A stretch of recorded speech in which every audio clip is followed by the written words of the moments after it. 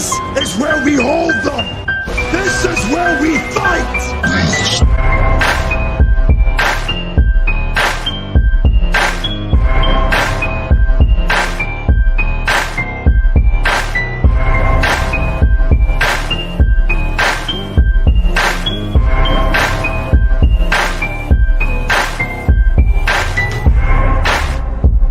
You are now listening to Sweep the Rack podcast featuring Brooklyn Rob and Big Mike.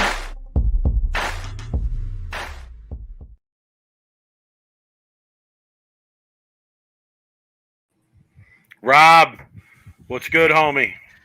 Mike, I think I'm going to start every show weekly going forward how Arturo celebrates tripping a 4-pin. I'm going to be like, Vomitos, baby! I'm going to be yelling and shit. Fucking Yo. My man. I have a question. I have a question for all the people out there. And I want to be so clear here. I am not hating here, okay? I am not hating, all right? I thought, I'm not going to say that I didn't take it as entertainment in a way, but I'm not hating. Let me ask this question to the people out there to start the show. Who was the most entertaining character, fan or player from those PBA League shows? Who was the most entertaining fan or player from the whole thing? Like when they scanned the whole building, all the bowling going on, who was the most entertaining person in that entire show? I know the answer. Do you know the answer? Does anybody in the chat know the answer? It's got to be one of the fans. It was one of the fans. It was one of the fans, yes. Yes, it was. I can't pin it, though.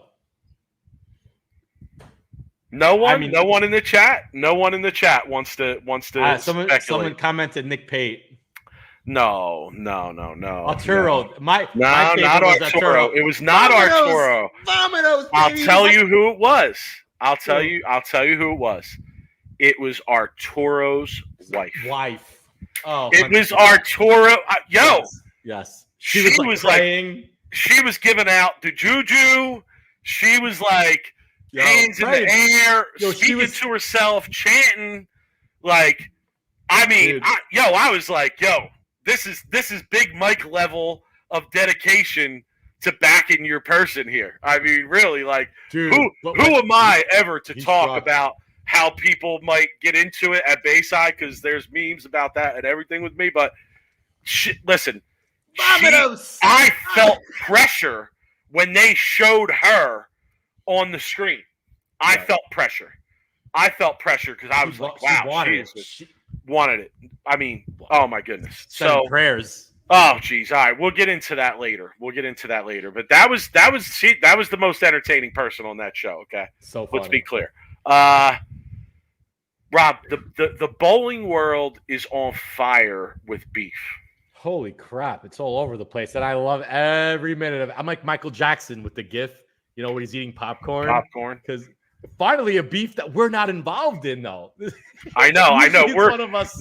We're sideline observers on the beef here. Yeah, which is even better.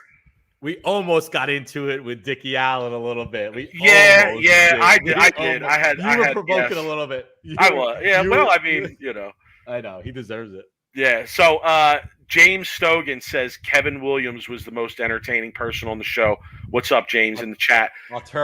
Kevin, I feel you. But I would say that Kevin Williams was the swaggiest person on the show.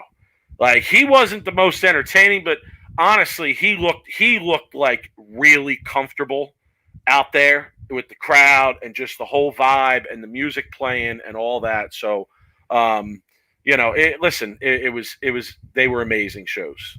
They were, as always, like, Bayside lives up to the hype. All right, we're going to put that off. We're going to put that off for a few.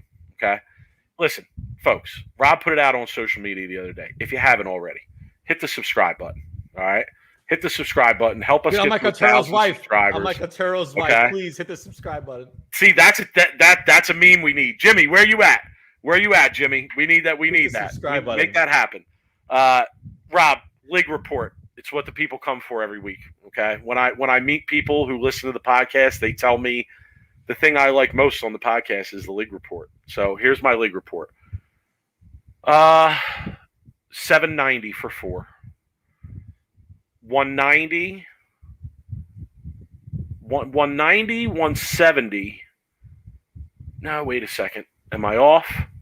190, 170, 190, 240.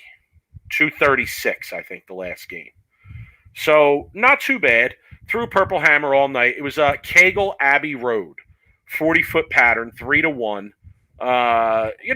Somewhat challenging. I bowled well. I threw it well. I especially threw it real well the last game. Feel like I figured a little something out. Just like I feel an intense need to loft the ball or hit up on the ball, if that makes any sense. Like when we were growing up, learning how to bowl, Rob, I feel like we were taught to be smooth at the bottom and lay the ball in the lane. To be like you were always a very smooth bowler. Your brother Jeff was always a very smooth bowler. But we still hit it on the bottom, though. We had to. Yeah, but not lofting it. Not lofting but it. We had a hit on it. Yeah, but you were hitting. I would say you were hitting down on it, not up on it. Yeah, right? I agree with that. Okay, all right. Well, I feel like for whatever reason, in today's environment, if you're not hitting up on it, then you're kind of like losing. You're losing reaction. And the last game last night, I just really dedicated myself to trying to stay in it longer and kind of hit it on the upswing. And yeah, I threw it really good. Yeah, JD in the chat saying we talked about that on Sunday. And JD, that kid who was on our pair, Andrew Hall, good bowler by the way. If anybody knows him from the chat, he made the Final Four. He made the Final Four, lofting it like that all day. So and then last night I kind of committed to that and I bowled pretty good. So like I said, I'm kind of just practicing, just doing my thing. The conditions at the bowling center have been better. It hasn't been as hot. They've actually been running the AC, which is beautiful. It was extremely hot out last night out here, so that was good. I also have the Dougie tournament to talk about. As JD mentioned, we bowled on the same pair on Sunday. First of all, let me say this. Shout to Dougie, okay? Shout to Dougie. Puts together a dual sport pattern event, 6,000 on top. 90 guys showed up to bowl. 90 people. Sorry, there were a lot of females there too. A few of them made the cut.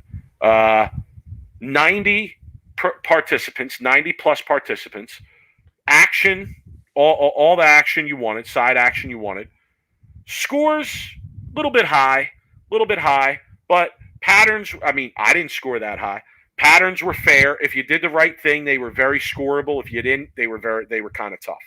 Okay, that I think that's fair. Here's how I bowled. I actually bowled embarrassingly bad. I didn't even realize how bad I bowled until I was done, and the next day I looked at the standings and I was like, "Damn, I really bowled that bad." But I just never had a big dumpster game. Diving. Yeah, oh dumpster my diving. God. Oh yes. If you're looking at the results of this tournament, you're definitely dumpster diving for me. There's no question. It was embarrassingly bad. But I'll be honest, I didn't feel like I threw it that bad, but I felt like I rarely was doing the right thing that I was supposed to be doing. Okay, I was not in the right part of the lane. I was not playing them correctly for probably 70% of the day, I would say. And when I did get it correct, the 30% that I did get it correct, I bowled pretty good. I didn't carry all that well, I would say, but I didn't throw it that bad. So here's how my day went. Right lane was short. It looked pretty standard to me. Purple Hammer, kind of slow up, towards the gutter. The left lane was long. I had no look. I had very little look. Couldn't really see much reaction. Decided to play up 10 kind of and just roll it. So I start the game, open on the left lane, yank it on the right lane where I have a good look, open there, split, spare on the left lane, I think 2-pin, open, split again on the right lane, yank it again. So first 4 frames, I got 3 opens and a spare. I make a move on the left lane and move in more. I leave an 8-pin on the first shot that I move in. Knew that I had my feet in the right place. Ball reaction looked good.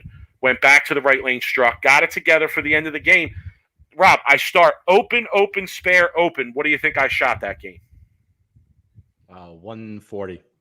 199. Oh, so you finished good. Okay, 199. Finished very strong, right? Go to the next pair. I missed 2 4-pins in the first 5 frames. I know. Just doofus shit. Like JD just said, spare shooting, and he's right. I'll spare you the rest. I had my feet in the wrong place for like a game and a half. Last game, I kind of got it together. Still shot 190, missing a couple spares. I shot, I think, 750, maybe. I was like minus 50, minus 60. I finished like 80th out of 90. Okay. And it seemed like everybody had a big game somewhere along the line. I had no big game. I didn't even shoot a game over 200. The last game, I had first game and last game I had a chance. Didn't double in the 10th to do it. I probably missed 100 pins worth of makeable spares. I know I missed 77 pins worth of single pins alone. Okay. And I missed the cut by probably 80 pins, 90 pins. Okay. So again, like it comes down to the spare shooting, and my spare shooting is just horrendous. But shout to Dougie. We're practicing, right, Rob? We're in practice. Who's on the pair to the right of me? The Ginger Assassin. Yeah, he won, right? Okay. He goes up in practice, first shot in practice on the left lane. Okay. I go up. I kind of just roll it like right from 15. The ball keeps going right. It goes in the gutter. Okay. I'm like, holy shit, they're really tight. Okay. This is just like me walking up to the approach and just dumping it on the lane, right? Ball goes in the gutter. I'm like, wow, they're really tight. I go over to throw a shot on the next lane. I watch him throw a shot on the long pattern, purple hammer from 10 to 7, and he just crushes the rack. Okay? He goes up on the right lane, throws a practice shot, crushes the rack on that lane. I said, well, either him or a good lefty like him is going to win this tournament. Because if they could play the long like that, then, yeah, you ain't beating them. You just ain't going to beat them. So, yeah, and he went on to win the tournament. Shout to him. I mean, he bowled good. He bowled good. I almost had to have words. I'll be honest with you, because he kicked a lounge thing that I was sitting on in frustration. I let it slide. I just kind of gave him the look like, yo, dog, I'm sitting here. You feel me? But he went on to win. Great bowling by him. I watched the final. Actually, it was really good. It was really competitive. Shout to Dougie for putting the event together. I think House Shot Heroes was involved in it too. They did an excellent job of running things. They had a live stream running, screen showing the live stream. I was on the live stream a little bit. People were talking shit, Rob. People were talking shit on the live stream, saying I bowled bad, etc. It's all right. Listen, as I said, I went on Dougie's site September, October, November, said, hey, anybody want to bowl an action match on something tough? Come see me. We could bowl for whatever you want. Not a single response. So, it is what it is. But like I said, they were fair. They were good. He did an excellent job of running it. I hope there's another one. I'll be at the next one if there is. I just hope I bowl better and shoot some spares. So, on Sunday, I bowled like shit. I missed a ton of spares. On Monday, I got word. A little birdie told me, Rob, that there were going to be some professionals in the building at the Bones Elite Training Center down at Howell Lanes. So I had the in that there were going to be some folks there. So I took a ride down there and bowled there again. Actually took the opportunity to shoot some spares, set up some single pins and shoot them. And it was enjoyable. Again, I fully recommend that place to anybody who's in the area and wants to get in some serious work. We were bowling on a long pattern and a short pattern.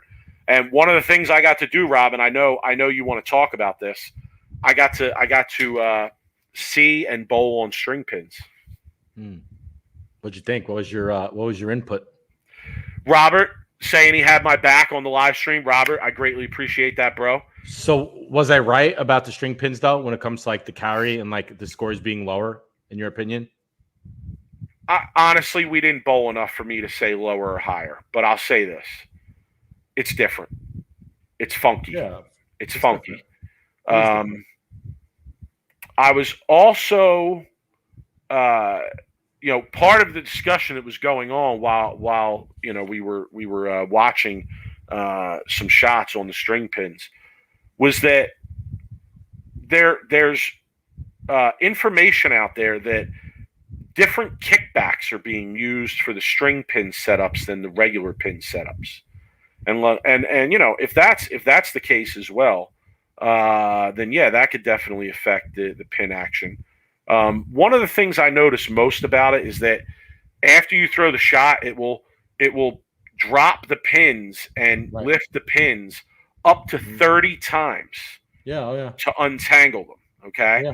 Now, imagine bowling a competitive tournament, right? And you're on 5 and 6. And the guy on 7 and 8 goes up and throws his shot and he leaves a spare.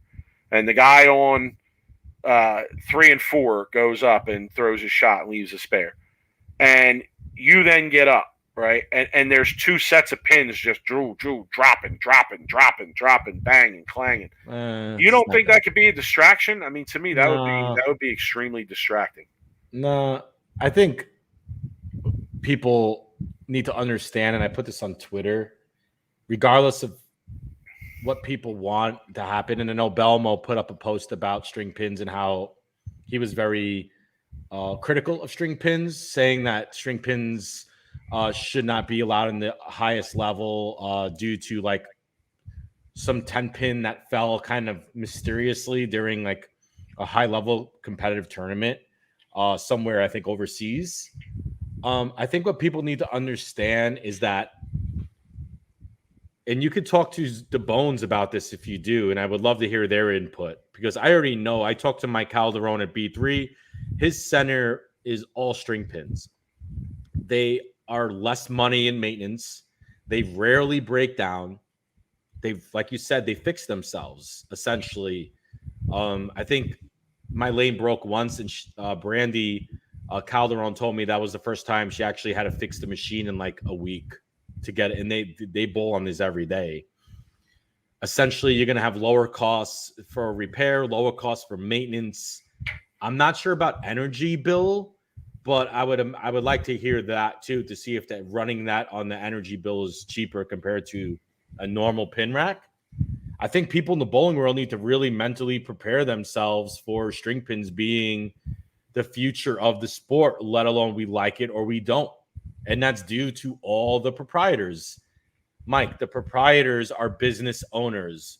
If you could drop your business expenses on maintenance and repair on your equipment for future centers. Now, I'm not saying they're going to replace the current centers with string pins, but I'm saying if there are new centers that are being built, and maybe they do replace some to a certain degree, if it's going to lower their costs and expenses and maintenance, then the bowling proprietors will take a very hard look at using them, which will essentially put a lot of pressure on the USBC to start certifying them to not lose certification membership.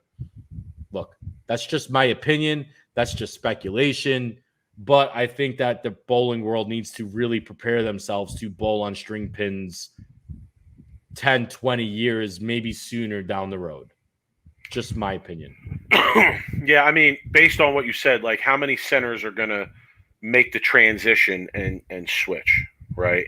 But I don't see that happening because I don't think that could be that cost effective. So Jay-Z, like normal bowling, no chance. What about my argument that it has no chance? Because if I've known anything from doing this podcast, from being in the bowling world and industry, is that the bowling world really doesn't really care too much about high-level competitive bowling, Mike. When it comes to bowling centers, management, business owners, even the USBC at the highest level puts recreation bowling first than high-level bowling. And we've learned that by interviews. So why wouldn't the bowling world put string pins in? Because recreation bowling, they don't really put high bowling centers aren't going to say, no, we don't want to do string pins because the high level bowlers are going to leave. You think they'll say that, Mike? We already know they won't. No. Bolero might be the first to do it too, because Bolero has the money. But again, like how cost effective could it be to make that change? That I don't know. I have no idea. I'm guessing that I understand, and I could see new centers doing this. Yes, absolutely. but older centers that already have the traditional pin setter style, I do not think that you're going to see a full transition of this. Now, Mike, wait, let me get 2 points in the chat here that are good points. James says good mechanics are hard to find. I totally agree with that at this point.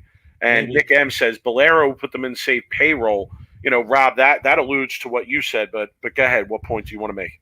So my point is, when wood lanes were on 100% of the bowling centers, and then synthetics came out, right?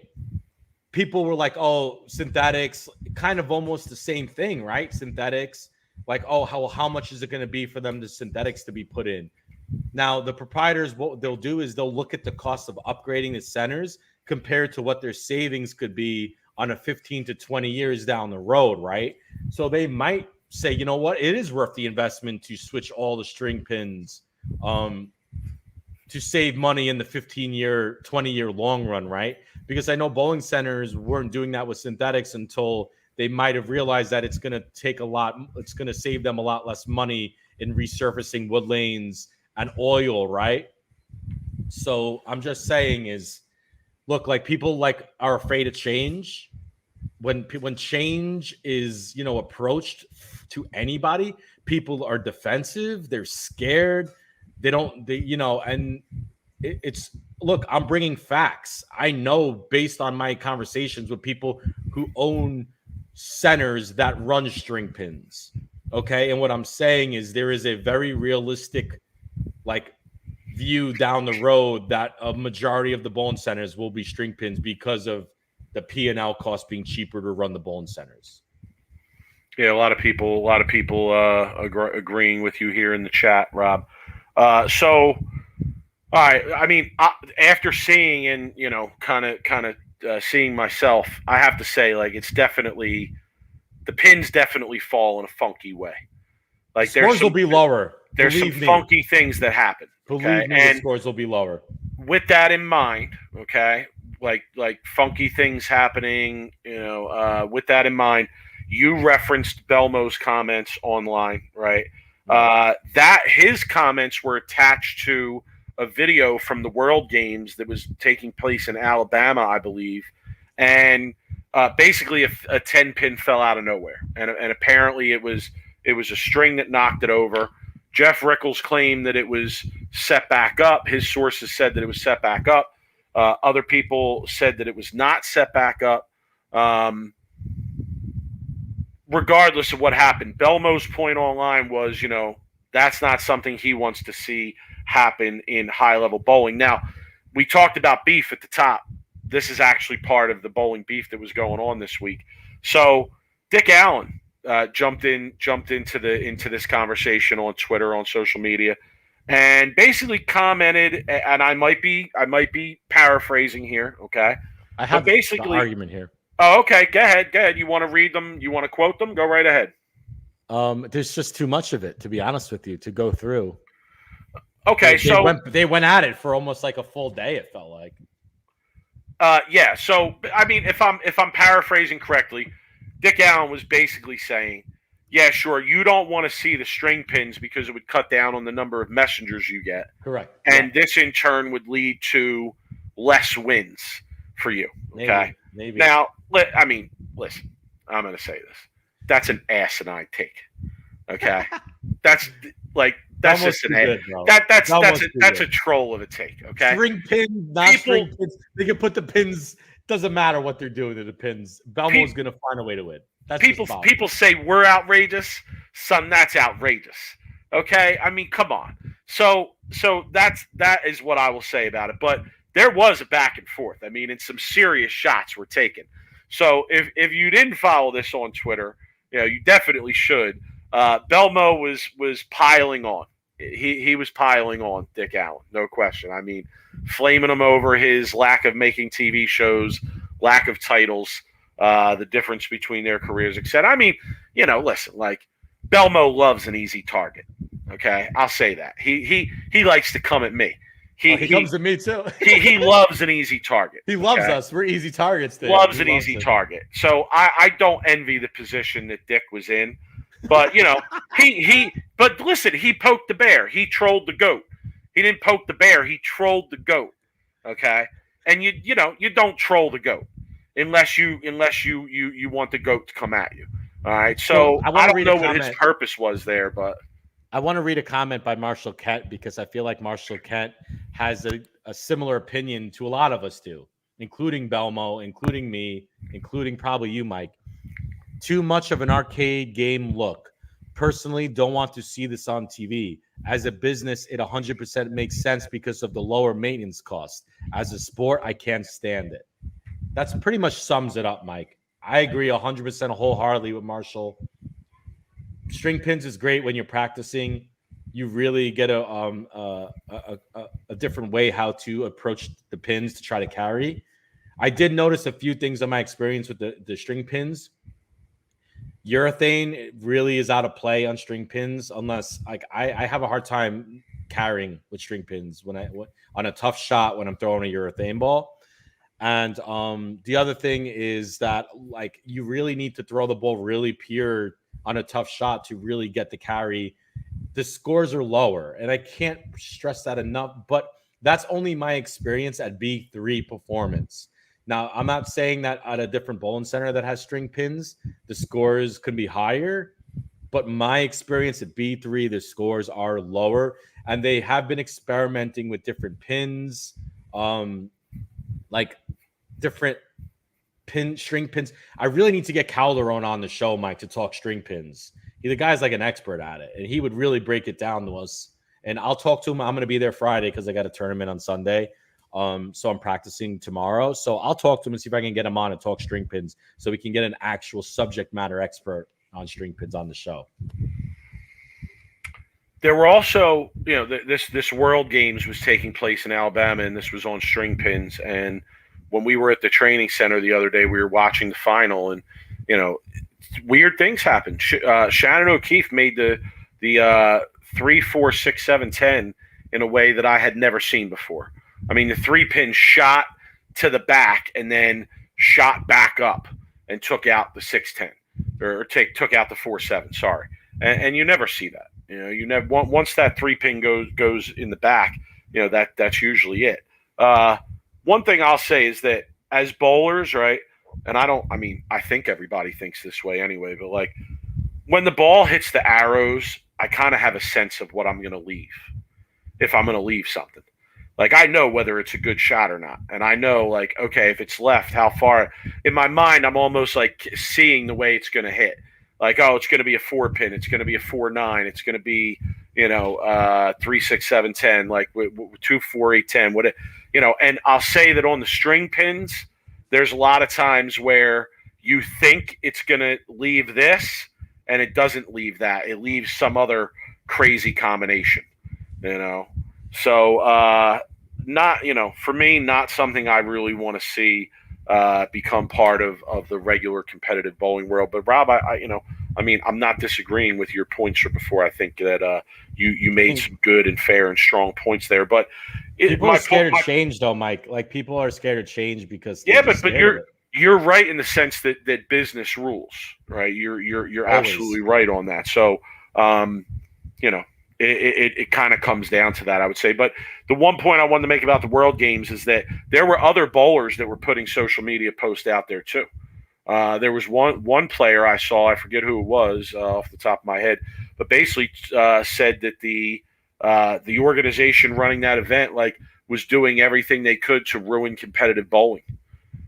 So there's definitely strong feelings out there about this, but we'll have to see. I mean, you made the point already that, if this is the way that the business end of bowling wants to go, then that's the way it's going to go because the USBC is not going to fight for the integrity of the game versus business, right? And we kind of understand that. So it's concerning, but we'll have to see where it goes. I can't wait for in the future, Mike, where we're in our 50s and me and you yo, man, we're bowling at a vintage center that has no strings. I can't wait to throw messengers. That's pretty much where we're going to be. Nick M in the chat saying that Barnes posted some videos of Stringgate. So if people want to check that out on social media, I'm sure they can. Mike, now a string. Now, here's my thing: does Dick have a point in the fact where the two-handed bowlers now don't have as much of an advantage when they bowl on the string pins because of the strings and the pins not flying? Is that a valid argument, though, in general? No, I don't think it is. Why? Because number one, I don't think I've seen enough evidence that they're not going to get those hits. Okay. Because they're not going to be able to throw messengers. It's rare. I haven't seen a messenger on the strings. Until you put Belmo on a string lane and let him bowl a high number of games, or Simo, or Jesper Svensson, or EJ Tackett, okay, and I see that they bowled 100 games on these and they've only thrown a handful, 2 messengers, 5, then I'll believe it. But until then, I don't think it's possible. I don't know if I believe it. And if it affects their carry, is it going to affect the other players' carry too? Oh yeah, of course. What are you telling me, that one-handed players don't ever get messengers? One-handed players don't ever get trip 4s? But the two-handers in the high rev rates are getting. There's a probability of them getting more messengers than a one-handed. If no messengers are the norm, essentially you're taking an advantage out of the two-handers and high rev rates players because nobody will throw messengers. That's what I'm saying. Anthony Battaglia giving us an update. Cavalier has new lanes and new approaches, 49 through 82. Slick and carry isn't that easy. They're not string pins though. Yeah, that's the next thing I was waiting for him to say, is that they're string pins. No, I don't believe they are anyway, not from what I heard. But all right, Rob, we're moving on. I'm tired of talking about string pins. We'll keep an eye on it though. We'll see where it goes. I have some takes in this segment of the show that if people listen to this, they're going to come at me.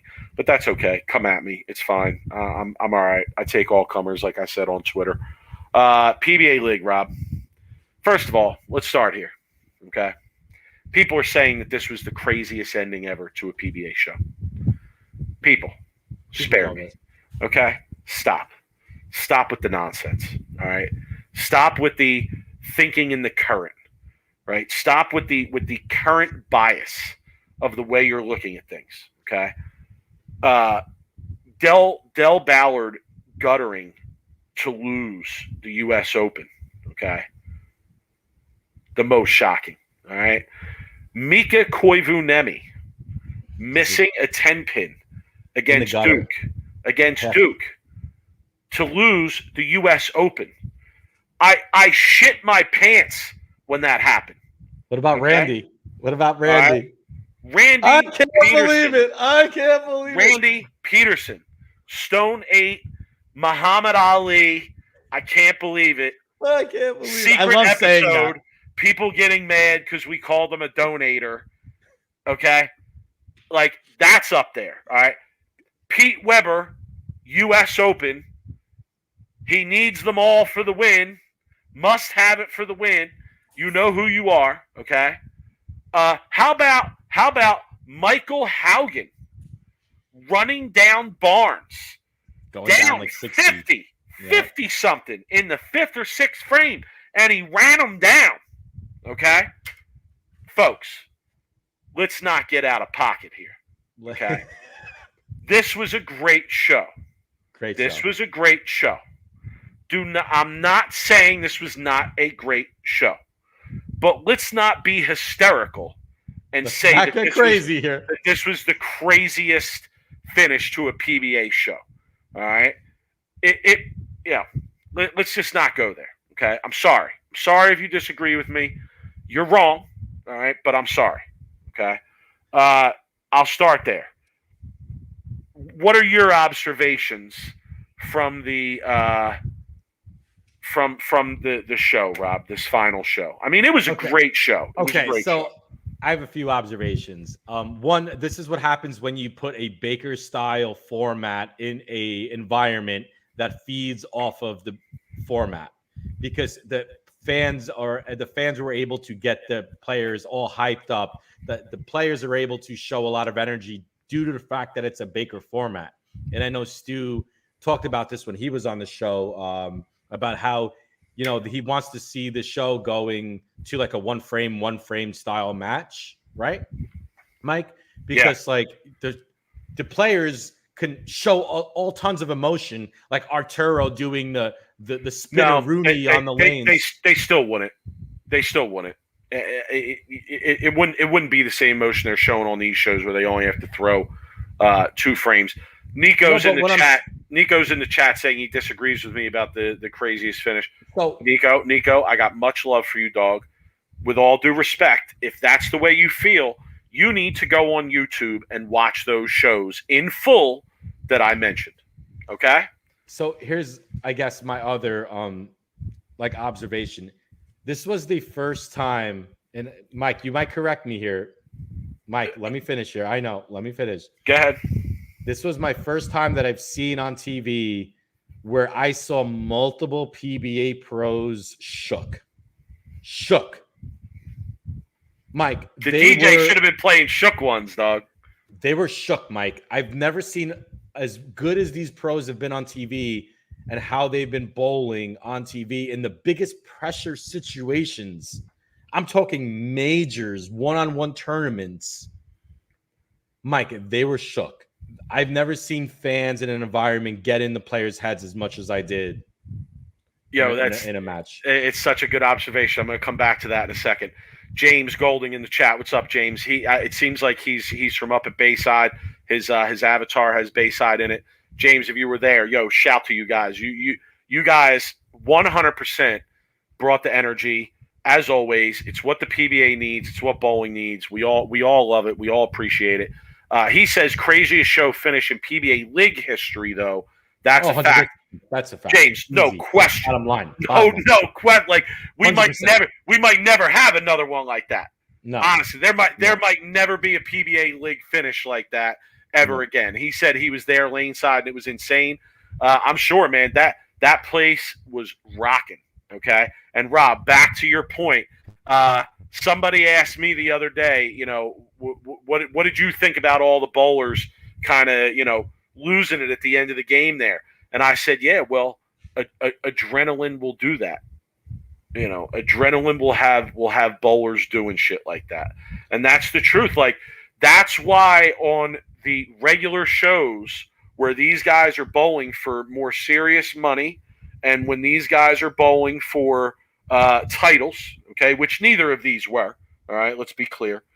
That's why you don't see that emotion, right? Because them having so much adrenaline contributes to, them not throwing good shots or not completing their shots. No, yes, you feel me on that, Rob? Miss spares are a complete mental breakdown. Single pin spares, okay? Anytime I've ever missed a single pin spare, it's because I've mentally psyched myself out of throwing it, okay? Mike, you missed a bunch of single pin spares, and you could probably agree that those are mostly because of mental breakdowns, right? While you're throwing it, nerves, anxiety, whatever it is, right? But you see this amount of people missing single pin spares under these situations shows that, man, they were all shook up. But my brother in the chat brings a really valuable point. Oh, Norm Duke was really shook. But Norm Duke was shook for a whole nother reason, right? Which was completely valid, okay? He was an emotional wreck bowling that whole show, okay? He really was, and you could just see it, right? Didn't help that his ball reaction wasn't very good. All I'm saying is for Prather to miss the 9-pin, for Ogle to miss that spare in a 10th, like, that's just not acceptable at that level, okay? But on the other hand, right, I couldn't understand why Ogle was anchor. I mean, yeah, he had an amazing, I think, qualifying. But me personally, I do have to question that lineup. I personally would have put Tommy Jones in the anchor spot, okay? You're talking about one of them all-time greats in pressure situations, okay? But now the argument is he had some moments where Tommy split to lose one of those matches, right?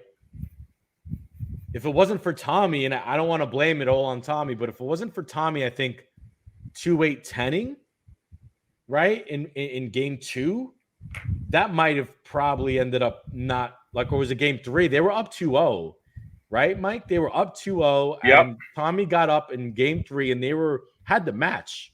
Like all they had to do was had show the up. game. Had the game. And Tommy split there, and then they gave him the door open, right, for the Lumberjacks. Anyway, there's so much to talk about because this show was amazing in all sense of the emotions, the drama, the reactions. Arturo's Trip 4 celebrations are the best in sports. Don't at me, okay?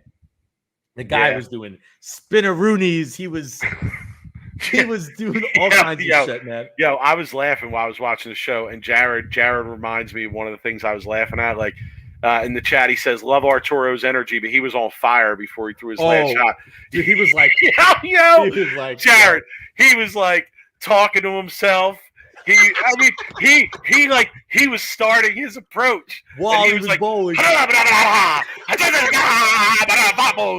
I was just like, holy shit, like this guy is out of his shit right now. Like I've never seen someone never seen celebrating somebody, a shot before he even threw it. Yeah, he was celebrating before he even threw it. Yo, Jared, great observation, dude. Because that was just crazy. He was literally like, I wanted him to strike so bad, Mike. So I don't know what the hell he would have done. He might have dove in headfirst in the crowd. He might have like literally stripped his clothes off and ran around the show naked. I mean, you couldn't even know what this guy was going to do. But Mike, it was must-watch television. Like it was literally like you had to see what was going to happen. Yo, he was yelling out, Mikasa! Mikasa! This is my house. But this is what bowling needs. This is what we always talk about. Yo, you should now. Can I throw a hypothetical out there? Sure. And this is another thing I'm probably going to get flamed over, but I don't care. What if they were bowling for $500,000? Oh, and a title. Yeah. What if they were bowling for Forget about the title because it's a team event, right? What if they were bowling for 500 G's? I think it wouldn't have been as much emotion, though. I don't know because they're only throwing 2 shots a game. So, like, after you make the whole second half of the game, you're going to have that emotion at a minimum. You might not have it in the first frames 1 through 5, but you're going to have it 6 through 10, right? No matter what, because that's going to be their last shot of that game, and then they have a while to reset and calm down. And like, can I make another point here? Is Arturo going to spin a Rooney? Arturo was on fire, okay, and it was like an exhibition. I mean, there's some money involved, but not like crazy money. What if a guy like Arturo, who has been around the competitive bowling community for decades, right? I don't know. Has he ever had the chance to bowl for $100,000? You know, maybe in like the amateur. Maybe I don't know, but if he has, it probably hasn't been many times. You know, imagine somebody like that getting a bowl for $100,000, or somebody like Santu or Matt Ogle, who otherwise may have not or may not get the opportunity to bowl for $100,000. You know, so I know it would be more serious, but I still think you would see some pretty heavy emotion if you're in that setting of Bayside and you have the crowd and all of that built in. So that's one thought that I had while watching the show.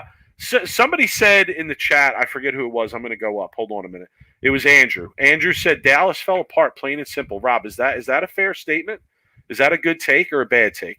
I think they were up 2-0 and they lost 3-2. So Mike, if that was your baseball team in a best of 5 and they were up 2-0 and they lost 3 straight, would you consider your team falling apart? I have to say, I would probably agree. Yeah, you know, I would probably agree. To be up 2-0, kind of had the game in hand the third game. You know, you let them back in it, then you let them back in it again to go to the 5th game, and then you know the way they fell apart in that 5th game. You know, definitely. I mean, I think that's a fair take. You know, they really should have won that match. I feel like. And let's just, Dave Pekow, by the way, good to see you, brother. Always in the chat. Duke wasn't really Duke. Agreed. He was a pretty emotional wreck. It was his last. It was his last tournament, probably ever bowling, maybe ever seeing him on TV. So, I mean, yes, you expect still Duke to perform. I mean, I don't know if did Duke even strike once? Did he? I don't think he even threw one strike on that show. I don't recall him striking. And that wasn't due to anything he was doing. I mean, his reaction was terrible. He tried moving left. He tried moving right. But yeah, like it was an awesome show, Mike. And how does PBA follow up on that? I don't think you can. Now they have some strike derby and some all-star clashes stuff coming, which you and I are a really great fan. That was all already taped over the weekend too. It's going to air this weekend, yeah. But it was in Portland. It was taped in Portland, yeah. Which is, I guess, okay. So let's wait. I got to talk about a post here. So do you want to move on for the league, or do you have any more? Because I got to talk about a Chris Cooley post. No, well, I wanted to talk about probably the most prevalent the prevalent piece of the league show was that the vast majority of the bowling community was looking at this as Norm Duke's last appearance. Man, yeah, didn't Duke throw a crossover? He did throw a crossover strike. Did he? Yes, I think at one point he did. Yeah, yeah. Not like him though. Really wasn't like him. No. But he was an emotional wreck, Mike. I mean, it was his last ever tournament ever. Probably you see him on TV. He said he's hanging him up like permanently. He's not even bowling PBA 50. But hold on, like he also said in an article with Jill Winters that came out the morning of the show that if he is given the opportunity to do some sort of made for TV event, I think is the way that he phrased it. He would definitely come back and be in on that. So listen, I'll be upfront. I'll be honest. And again, people might not like my take, and even I think I might be a bit off on this, but I think we might see Norm Duke again. I wouldn't be surprised even if Norm Duke takes the next 6 months to 8 months off, feels great after not bowling for 6-8 months, not traveling, chilling in the warm weather in Florida, doing some work on his properties. And then, kind of gets the itch and decides, you know what? Maybe I'll come out and bowl the league again. I'm not going to give this up just yet. So I personally would not be surprised to see that happen at all. I know a lot of people are looking at this as his last hurrah, but I think one way or the other, Norm Duke is going to be around, right? Whether that's in the capacity of ambassador of the game, whether that's in the capacity of commentator, whether that's in the capacity of these made-for-TV or exhibition events, I believe that Norm Duke is still going to be around. That's a fair point. You can never know. You never know. I also want to say, and people, again, are probably going to flame me for this if they hear it. Rob, you may want to chop this piece of the podcast up and put it out on social media because I know you love to see people come at me and flame me. Everybody loved the little send-off for Norm Duke. When Wes Malott made the spare. And I understand that even if the ball went in the gutter, the match was still wrapped up. They still would have won the game. Personally, I hated it. And the reason that I hated it is because he's on the other team. He's on the other team. Like, when in professional sports have we seen one team take a player from the other team and have them do something in the competitive nature of the game for that other team? I don't think I've ever seen that before. I understand, I get what they were trying to do, classy thing to do. Okay. But I just don't understand having the person from the other team throw the last shot for the other team. I don't get that. Like, we could find another way to send him off at the end of the show. We can give him the spotlight in some way if we want to give him the spotlight in some way. But I don't like to throw the shot for the other team. That's I disagree with you. That's like if Mariano Rivera is retiring and the other team is up pitching, okay, and they say, "Oh no, come on, you come out and throw to your own team for us." I don't know. I disagree with you. I don't know. I thought it was a right time and a right moment for him to throw the shot. The match was over. Who cares? Let him have his shot. Like, it was the right moment for it, Mike. I don't think anybody really cares because he threw it on the other team in professional. Look, the PBA League is a lot different, Mike, than Red Sox Yankees playoffs. Okay, it's a lot different. I'm not comparing it to that. I'm not comparing it to that. Look, I'm saying get up, throw the fill shot, end the game, and then let them get up and throw the shot. What's the difference? Who cares? The game was over. They already won. The difference is that's not. I don't know. I just don't see it that way. I see it like no. Now you had an illegal move in your lineup. Stop it! And this is what you did. It was still within the competition and the competitive nature of what was going on. Finish what was going on, and then must be fun at parties. You must be fun at parties, Mike. But there is something I do want to be a little bit critical because Nico brought it up. I think he wanted a little bit agitate or poke the beast here. Any thoughts on the 3-person booth? I'm all about a 3-person booth, especially if you have the right 3 people. I was a little bit critical of Carolyn Doran Ballard's her commentary. I don't know. I couldn't get into it, Mike. I mean, she made a comparison. She made a comparison of Santu being the next Belmonte. I wasn't a fan of it. I love Carolyn Doran Ballard. She's a great bowler, but I wasn't a big fan of the fact that I didn't think she was the right person in the booth for that show. Now, who would I rather had in the booth? I mean, there's been always a lot of decent people in the booths, but I mean, Mike, I don't know. Like, I could probably name off a few people that I probably would have rather seen. So I just need to talk about that. I was a little bit critical of some of the stuff that she was saying, and I just didn't agree.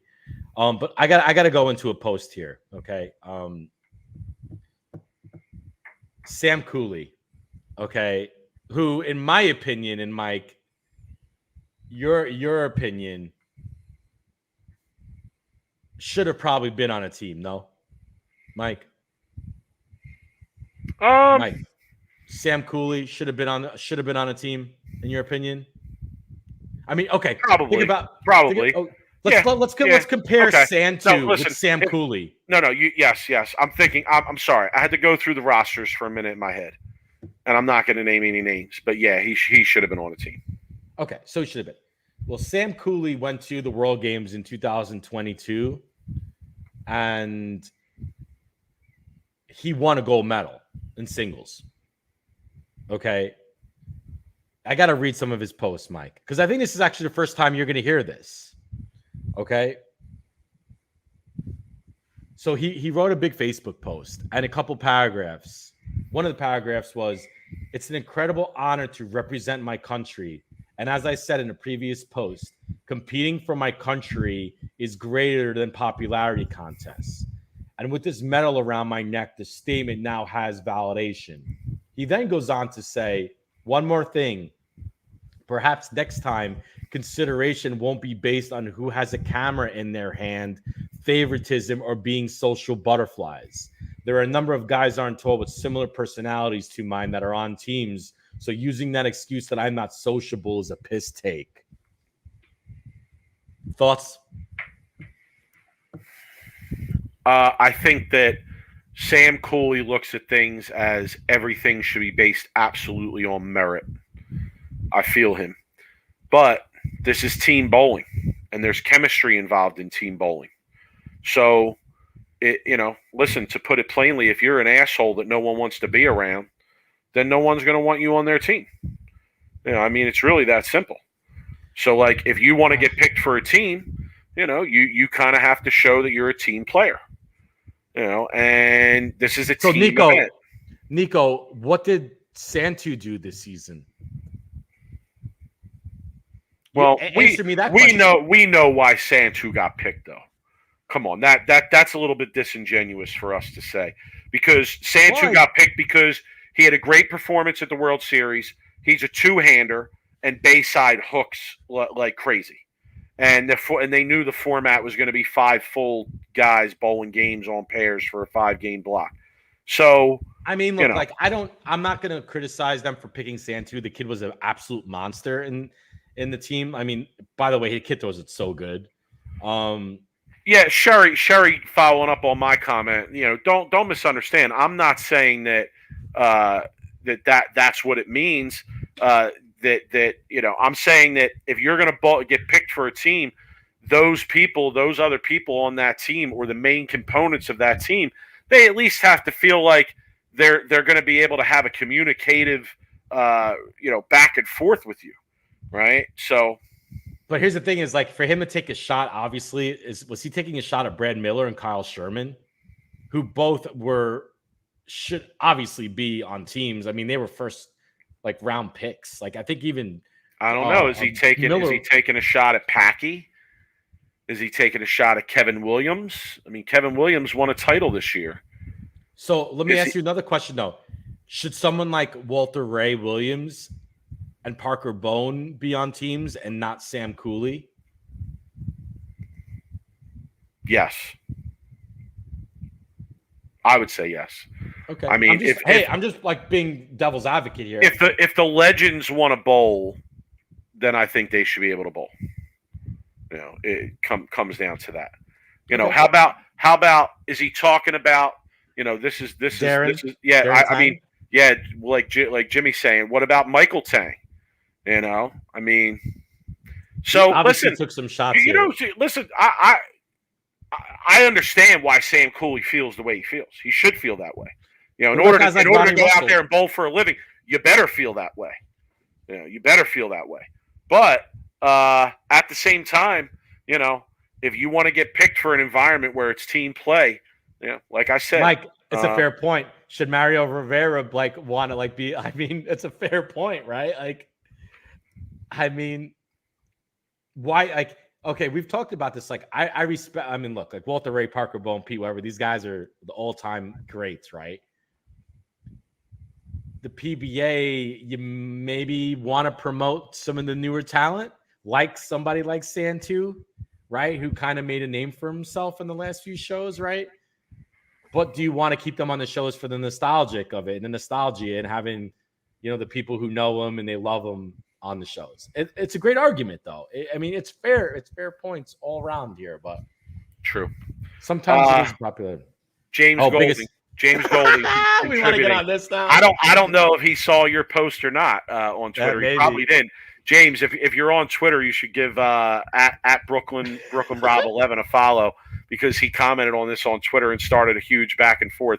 But James in the chat here asking, 3-peat for the Lumberjacks, Bayside Bowl, biggest home field advantage in sports. Thoughts? Go ahead, Rob. I don't know. I think Seattle Seahawks are number 1. I think they have the biggest home field advantage. I think the Portland Trail Blazers have the biggest home court advantage in basketball. And bowling, the Portland Lumberjacks have the best home field advantage. I got on Twitter, right? And of course, I knew the same people were going to come after me. My own brother, right, comes after me. Jeff Riggles kind of throws some shots in there, right? And then I go and say, okay, let's ask some of the competitors. And my guy, right, Sean Rash comes in hot, right? Yes, the Portland Lumberjacks do have a home field advantage. And hey, Mike, even Chris Barnes liked my tweet. Oh, home field advantage. John Stevenson in the chat saying they're the only team with a home. Yeah, yeah, fair point, John. Fair point. It is an advantage, okay? Because look, you had to be there, Mike. You were there, I was there, but I was there. Portland loves Portland Lumberjacks. They're going to cheer louder for the Portland Lumberjacks. Yes, they cheer for everybody, right? And they love everybody. But ultimately, they are rooting for their team to win. And regardless, even if it's a slight advantage, it's still an advantage. So they can't PBA put a tweet out, is this a dynasty? No. If you bring it to Carolier like you want, right? If you bring it to other places and the Portland Lumberjacks keep winning, then I could go ahead and say the Portland Lumberjacks are a dynasty. Now, Mike, do I want them leaving Portland, Maine for this tournament? Absolutely not. But is it fair? Can we give a city like Cavalier or New York or New Jersey a fair shot to show the rest of the PBA and the country and the world what maybe they could bring compared to Portland, Maine? I think the PBA should really consider it and try to bring that environment somewhere else and see what happens, because I don't think another city has really gotten a fair shot yet to really try to match and beat the energy that Portland, Maine brings. Is that fair? Yeah, I totally agree with that. John Stevenson in the chat again saying that to me is a big downfall about the league. No homes. John, last year when they took a break from the league, I actually wrote up an article, just some thoughts on, what they should have done to kind of reboot it. And that's one of the things that I don't like, is that everything is very disconnected about it, right? They need to find more of a connection there, and possibly even, I'd like to see multiple events at some of these home places. Like, find a way to give it a connection. Find a way to give it a connection. Okay, 100%. Like, what's the point of having cities, Mike, if it's going to be in Portland, Maine every year, right? Get rid of the cities. Just get rid of it and just have the names, right? But if you really want to make it a true league, and you brought this up in your article, you might have to repost it, right? You might want to have a home field advantage where you bowl a team. And if I'm in, let's just say Phoenix, right? And the Phoenix home team is bowling, and I know they're going to be here. Hey, come root on your home team, Phoenix, whatever, bowling the PBA League, right? No, well, how? I mean, say you took the cities off of the names, right? How are people going to pick who their favorite team is? They're going to pick whoever their favorite bowler is. Right. So, let it be through that. Let it be, this person likes Jason Sterner, so they're going to root for this team. And this person likes Belmonte, so they're going to root for the LAX. And this person likes Bill, and they're going to root for the Dallas Strikers, I think it brings a different aspect of the league if you do have cities attached to it, but you make the cities attached to it mean something. Right. And I agree with you. I feel like they could maybe in the future state, like, have a tournament in Portland, Maine, have a tournament in the Las Vegas area, right, for the Las Vegas team, have a tournament in New Jersey for the New Jersey team, right, or whatever, and bring it and have like the home teams and home cities come out and root for your home city, right? And even, hey, I might agree with my brother Jeff on this. Maybe have the teams boo. Right, if I'm a Phoenix fan and I'm bowling against New Jersey and it's in Phoenix and New Jersey misses, what if I cheer if New Jersey misses? Hey, look, I'm just saying, like, when I'm watching a Jets game and Tom Brady throws an interception, which he never does, I'm probably going to root for him, cheer when he throws an interception. I'm just saying. Jimmy bringing the heat. Jimmy bringing the heat in the chat. Mike, the question is, why is Belmo so bad in the league? I have an opinion on that. Jimmy. So coming at the GOAT. Jimmy, you come at the king. You best not miss, Jimmy. Here's the deal. If you've ever bowled a team format and a Baker format compared to individual bowling, and Mike could agree with this, and anybody who's bowled college, and I'm not talking league, people, I'm talking high-level competitive team bowling. It is a completely different style of bowling. It is so much different than individual bowling. There is a ton of pressure on you to compete and to not let your team down. Mike, fair to say there's a lot more pressure on you when you're bowling a team tournament than an individual tournament? No, I don't agree with that. What do you mean? What? You're so well. You know what? I don't agree with that. St. Peter's never went too far in the national championship collegiate tournament anyway. So I mean, you wouldn't really know about high level Baker competitive bowling. I think that's a terrible take, because why? When you're bowling in a singles event, all the pressure is on you. When you're bowling a team event, the pressure is spread. In fact, when you're bowling a team event, some people aren't even really going to throw shots that really involve much pressure. Oh, I disagree. Okay? I 100% disagree. Here's why Belmo isn't that great in the team event. It's because there's not really a lot on the line. Oh. The guy bowls for majors. The guy bowls for majors.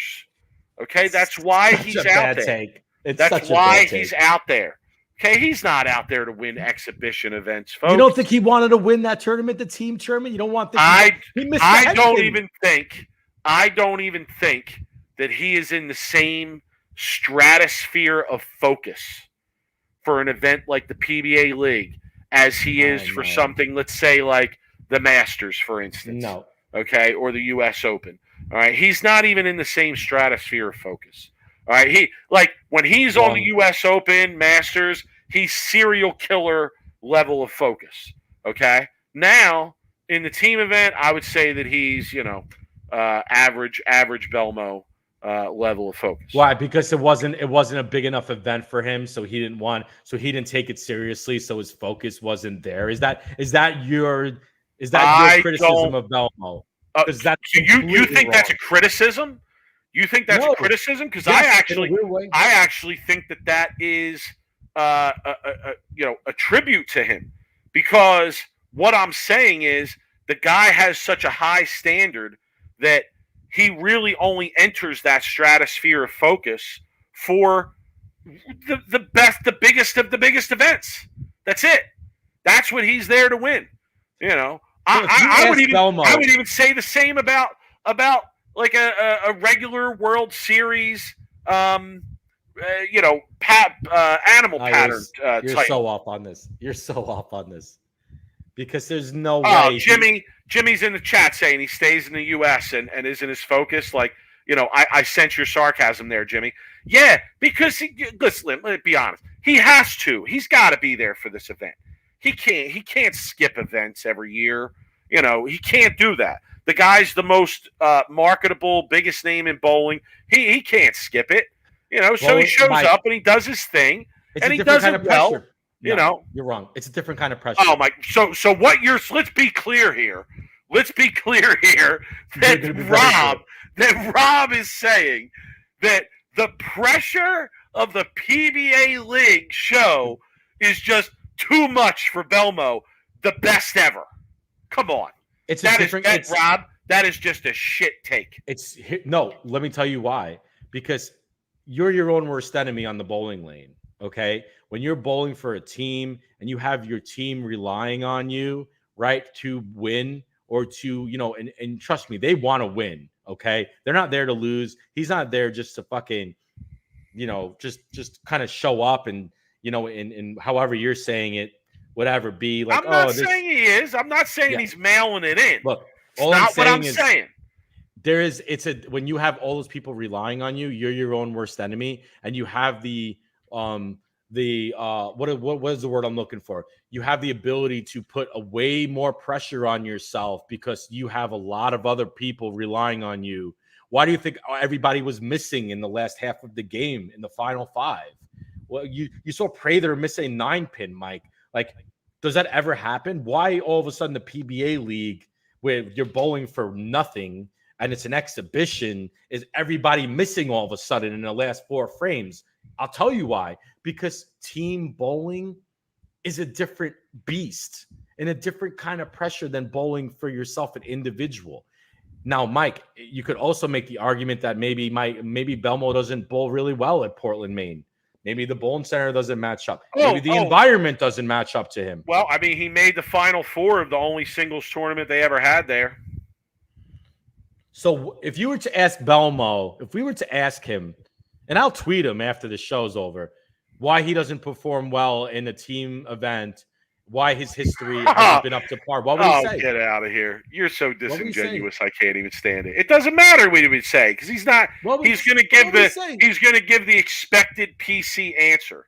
He's not gonna give if there's any inkling to what I'm saying, it's not like he's gonna give it any credence. No, he's not gonna say, well, I had to be there and I just really didn't care. No, not at all. Or he's not gonna say, Rob, I'm somebody who's bowled for more major titles than anyone ever. So it's kind of tough for me to get up for an exhibition team event. Mike, the people are with me here, Mike. You're wrong. This is an argument that I'm going to win. It's a different kind Andrew, you're saying bowling for your teammates in your city is an entirely different pressure. That's not a city. It's not even his city. There's no connection between the city and the team. The teammates, you know what, Andrew? All due respect, It's there's also competitors out there like Kobe Bryant. You know, rest his soul, okay? But there's competitors out there like Kobe Bryant who think that the guys around them, some of these guys ain't even good enough to be on the court with me. And listen, Rob, are you going to sit here and tell me that's not Mamba mentality? Okay, that Kobe wasn't that kind of teammate? Well, listen, Michael Jordan was the same way. Don't you think that Belmo is at a Kobe Mamba mentality level of bowling? Of where he. I mean, people call him the greatest ever. Of okay, course. Yeah, so like, listen, and I'm not saying he feels this way. I'm just saying, it's an observation. Okay, is it possible that like, hey, he feels like, you know what, like, hey, I'm here bowling with these guys. Yeah, it's all good, but you know what, like, I'd rather be doing this myself. I got more confidence in myself alone.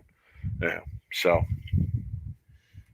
Anyway, all right. Well, let's just end it and move on to the next thing here. Listen, I warned everybody on Twitter that I was going to have some takes tonight. That we're going to have people losing their shit. All right. I'm sorry. I'm honest. This is you're going to get from me the way that I see it. Okay. So I call it like I see it. All right. Jimmy, I only put on the pants for majors. Okay. Do you understand? Put it on a t-shirt, son. I only put on pants for majors. Okay? I'm serious. All right, Rob. Do we want to touch on Junior Gold? Junior Gold starts this week. I was hoping you'd go on a Junior Gold rant while I try to find my worst of the week. Oh, Jesus. I mean, I don't know. I go back to previous episodes. I've said all I can say. I don't think they've changed it very much. I don't think that qualifying is any more legit. So, yeah. It's I don't know. I mean, I know it's a great experience, I'm sure. How the entries this year? I think entries were good. I don't think it was a record, but yeah, I don't think that they're lacking for entries. I did see that, excuse me, the under 20 division bowled early, like they started this week, and Chris Barnes' son and Parker's son both made the stepladder final. And I'm sure I know it'll appear on TV at some point, I think. Wait, I don't get something though. I don't get something. Parker Bone's son crushed me at the TAT, and now he's bowling the under 20 at Junior Gold. Am I missing something here? Is it like, are they able to accept money now from the TAT, or is he? No, he probably bowled as a junior in the TAT. Yeah, he probably took scholarship money. Yeah, he throws it pretty good though. His kid, he throws it pretty good. Yeah, they both throw really good. Yeah. So I mean, listen, I'll follow Junior Gold a little bit throughout the week. I actually know a couple kids that are going out there, so I'll definitely be looking at the standings, and following a little bit. But as I said, like the event in past years has kind of seemed like a circus a little bit. So I don't know if it's still like that. I don't really follow on social media as much about the stories that are going on or the issues that are going on or what the experience is like. But yeah, nonetheless, I wish luck and good bowling to all the young bulls that are out there, and we'll follow up on it throughout the week. And when the shows air, I'm sure that we'll watch the shows. Yeah, I like to. I mean, look, like I love watching the youth bowl. I think they bring a lot of energy, and I love seeing what their styles look like, what they're using the bowl. I mean, this is the future, and it also brings me back to a little bit of nostalgia, Mike, when we were that age and we were bowling. And I really wish that we had Junior Gold back when we were 17. Dougie asking, is it illegal for the junior bowlers to bowl action? We don't break the code around here, Dougie. Okay. Action says 15. Don't even. I was just gonna. Dougie has not been around the bowling community quite as a junior bowler. I don't think so. Like he don't know, Rob. Yeah, he doesn't know that. Like, you don't break the code. Yeah, you don't break the code. We may have all done it. I do got to talk about like that match between like Barnes's kid and Parker Bone's kid. Jeff Rickles always here with the info. Bowl TV tomorrow, U20 stepladder tomorrow morning. Jeff, to confirm, there's no TV shows this year at all. So they're not running the Junior Gold finals on TV at all. Just want to confirm that. Mike, remember when anybody in adult, when we were kids, if they were still bowling juniors past like 17, we used to give them a bunch of shit. How are these kids still bowling juniors at 19 and 20 years old? These kids are literally have beards. They have fucking kids. I'm gonna name the name too. Smoking. I don't name the names often, but I'm gonna name the name.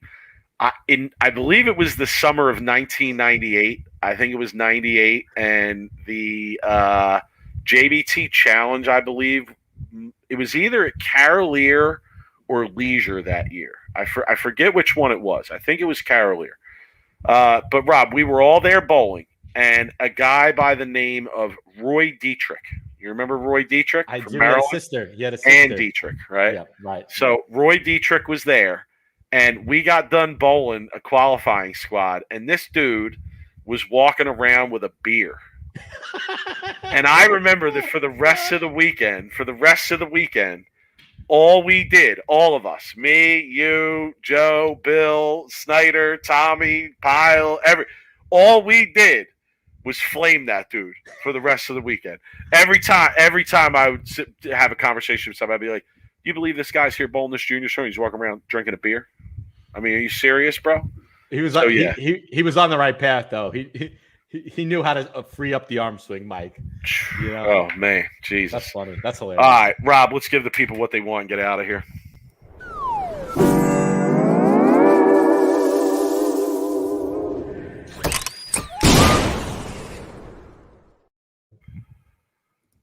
Oh boy.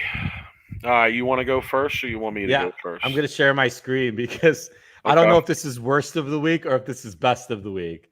But I feel bad for people who are listening. They're going to have to come watch the YouTube because, this was a post that was put up, I believe, on the Bowlers Uniting. Mike, this was on the Bowlers Uniting. Yeah. So, I mean, I don't know if this is disrespectful or if it's funny, but I got to give this worst of the week. Ian Lang with the comment of the night.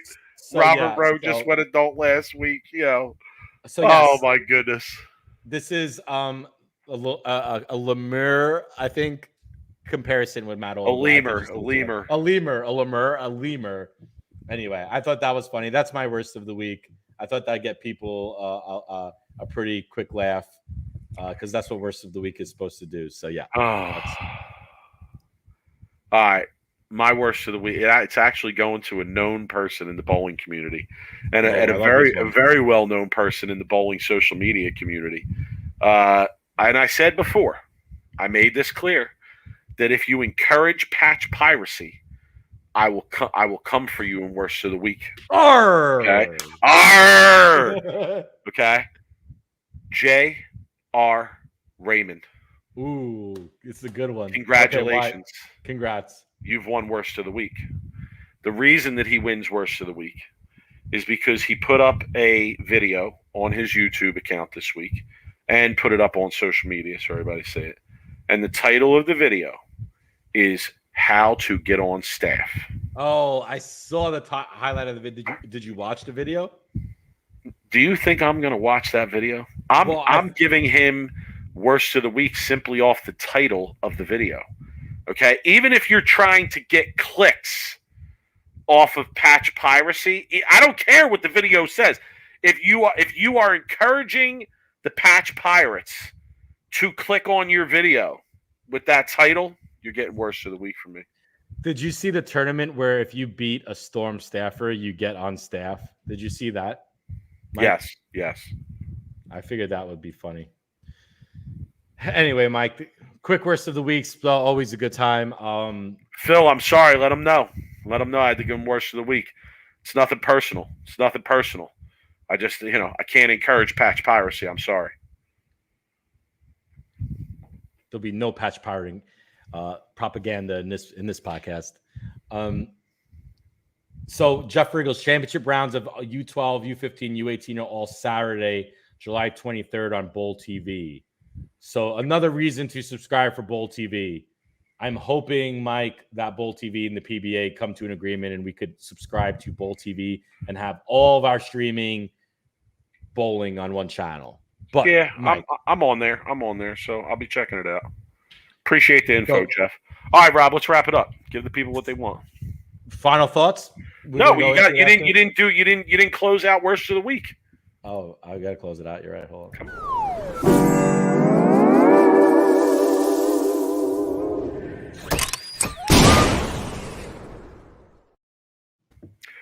All right, final thoughts. Go ahead, Rob.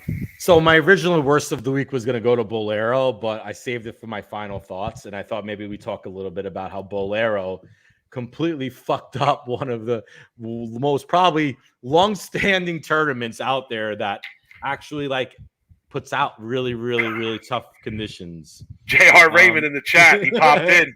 You got worst of the week. I'm sorry, I had to give you worst of the week. JR, for encouraging patch piracy with your YouTube video on how to get on staff. Sorry. I'm sorry. So it's an honor around here. Be honored. It's an honor around here, actually. You're among the ranks of Tim Buck. Okay? That's all I can say. GOAT level right there. So if anybody doesn't know the story about Bolero and how they fucked up the Peterson, I think this is a really funny story. So Bolero. So the Peterson, if anybody knows this tournament, I never personally bowled the Peterson. I believe it's in Wauwatosa. And the Peterson is one of those tournaments that's super tough. It's impossible. Just to put things into perspective on the Peterson, 1651 was leading for 8 games. And a lot of people like come out and bowl that tournament on a like yearly, like the people are coming out all traveling bowling this tournament. Bolero decides that they're going to put the house shot out by accident.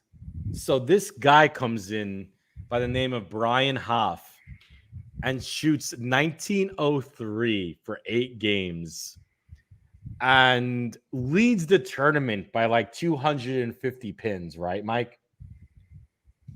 And Brian Hoff should have probably got worst of the week for his comment here, because his comment was in the sense of, well, I didn't really feel like there was anything wrong. Okay. Like while he was bowling. Okay. Could you imagine bowling the Peterson, Mike, which is all the shots all kind of fucked up. And this guy is like bowling 208, 251, 268, 246. These were his actual games, and not realizing that something is wrong here. Well, Bolero doesn't know what to do. I don't think they've made some adjustments. This guy is planning on suing if they don't give him, I guess, his first place winnings. As he should. Crazy, though. Now, how could you ever bowl that tournament again? Could you imagine the people that to me, it's such a Bolero thing to happen. I mean, it's just lack of attention to detail.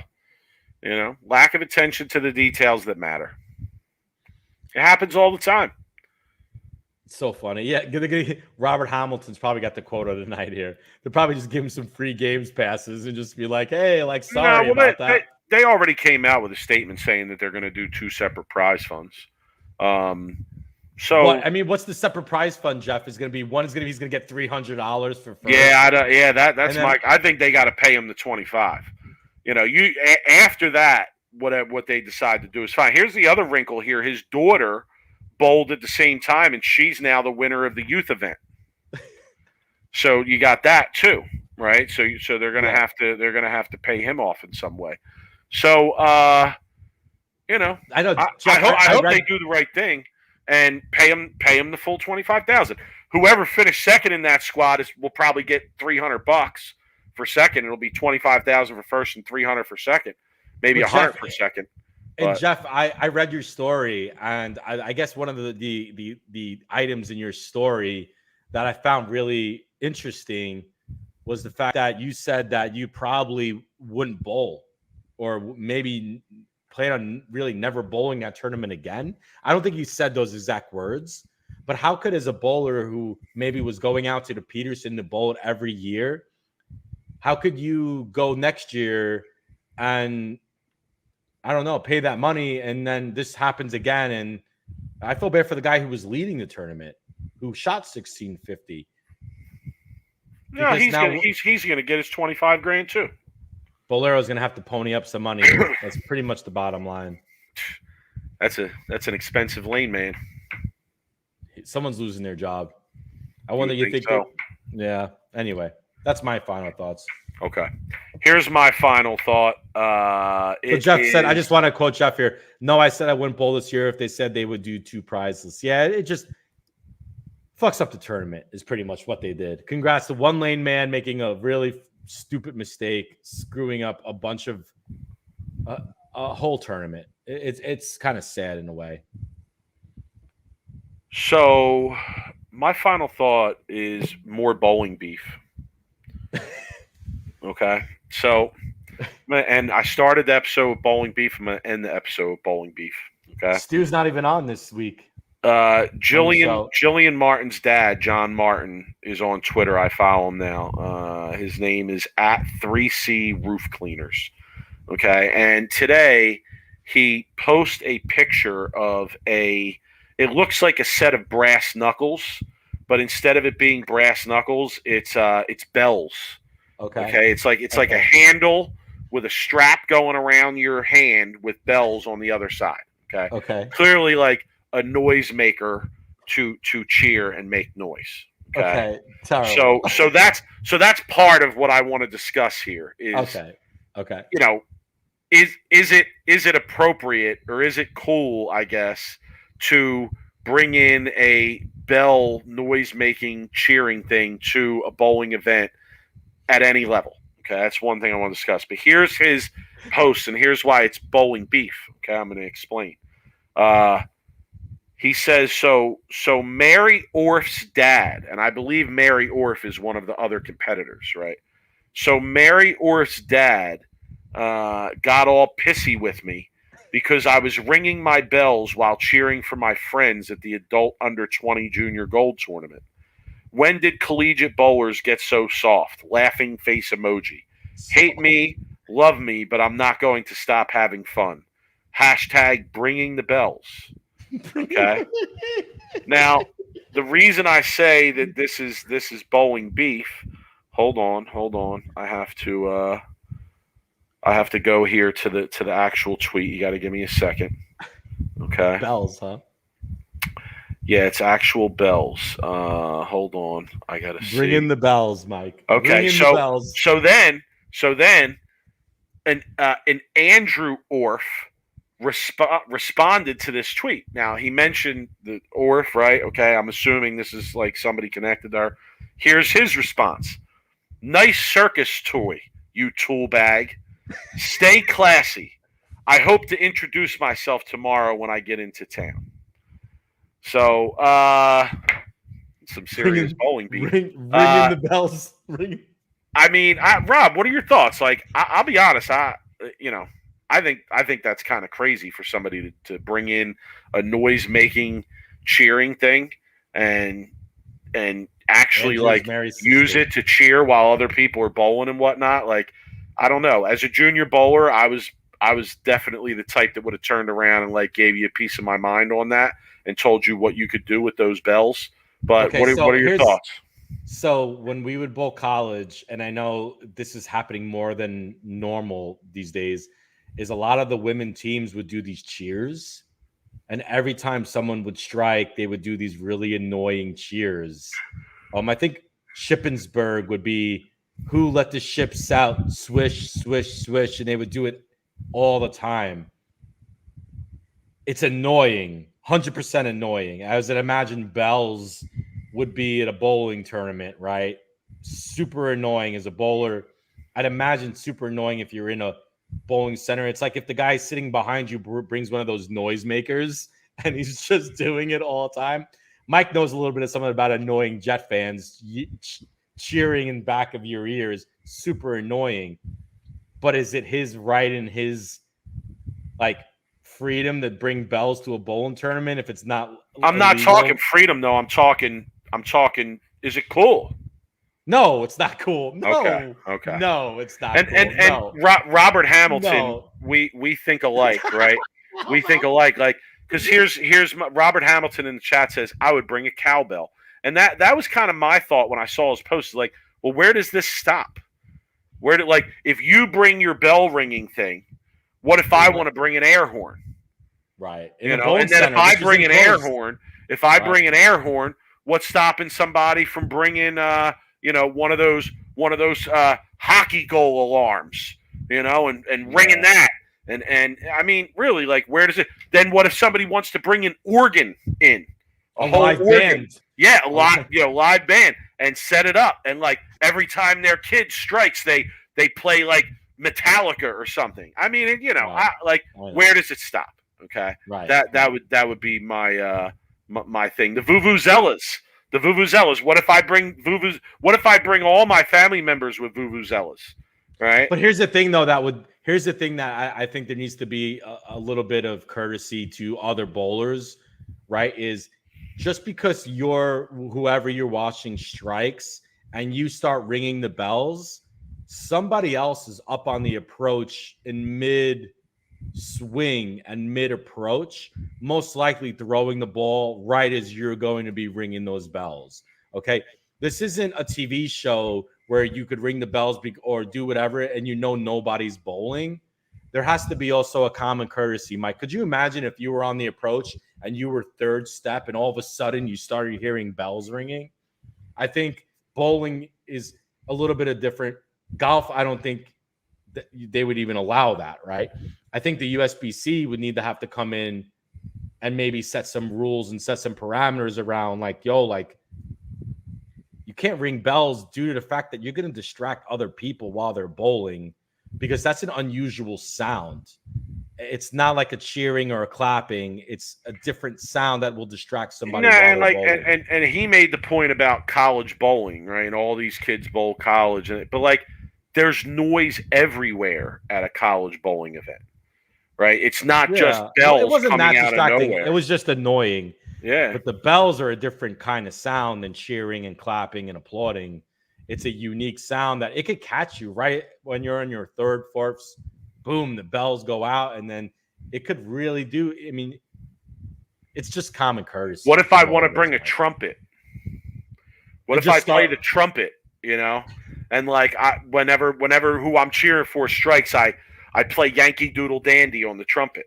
But what Mike, about that? Is that okay? Mike, what's stopping this Mary Orf's brother or whatever to going in and bringing, like you said, an accordion or something louder than a bells, and then every time Jillian's about to in the mid swing for him to start doing it, right? Because it sounds like he's pissed, right? So what's stopping him from doing that? Is that illegal? Can he do that?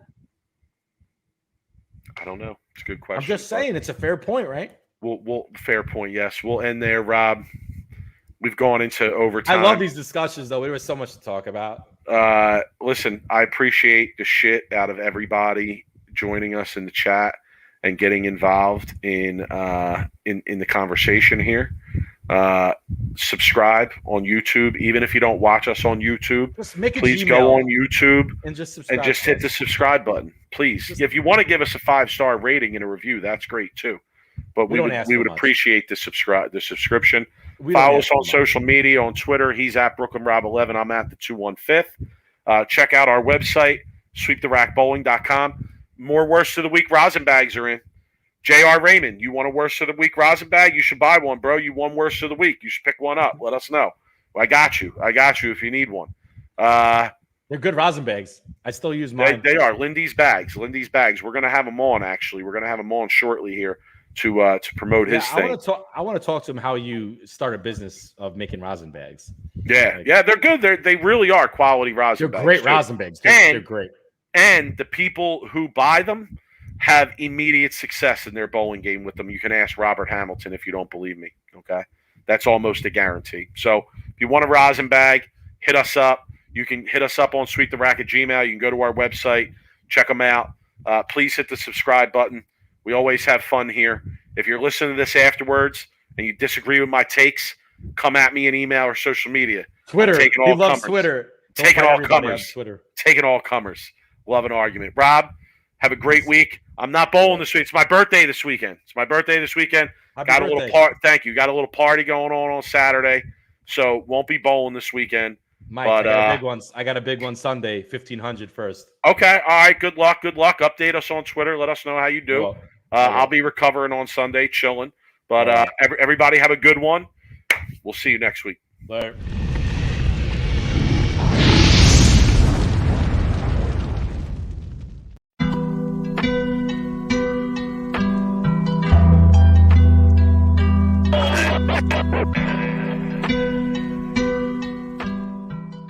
You are now listening to Sweep the Rack podcast featuring Brooklyn Rob and Big Mike.